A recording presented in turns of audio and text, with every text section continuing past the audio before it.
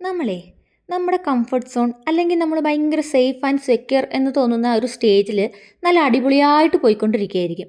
അപ്പോഴാണ് ഇതൊന്നുമല്ല ലൈഫ്, ഇനിയും നമുക്ക് ഒരുപാട് പോകാനുണ്ടെന്ന് പറഞ്ഞിട്ട് നമുക്കൊരു ഓപ്ഷൻ മുന്നിൽ വരുന്നത്. അപ്പം നമ്മൾ എന്ത് ചെയ്യും? ഈ കംഫർട്ട് സോൺ അങ്ങ് ബ്രേക്ക് ചെയ്തിട്ട് നമ്മുടെ ലൈഫിൻ്റെ അടുത്ത ഘട്ടത്തിലേക്ക് നമ്മൾ കിടക്കും. ഈ നെക്സ്റ്റ് ലെവൽ സ്റ്റാർട്ട് ചെയ്യുമ്പോൾ നമ്മൾ വിചാരിക്കുന്നത് പോലെ ഒന്നും ആയിരിക്കില്ല കാര്യങ്ങൾ. പുതിയ ചുറ്റുപാട്, പുതിയ ആളുകൾ, അങ്ങനെ ഒരുപാട് കാര്യങ്ങൾ നമ്മളിങ്ങനെ സ്ട്രഗിൾ ചെയ്യും. അങ്ങനെ ഒരു സ്റ്റേജിലാണ് ഞാനിപ്പോൾ ഉള്ളത് കേട്ടോ.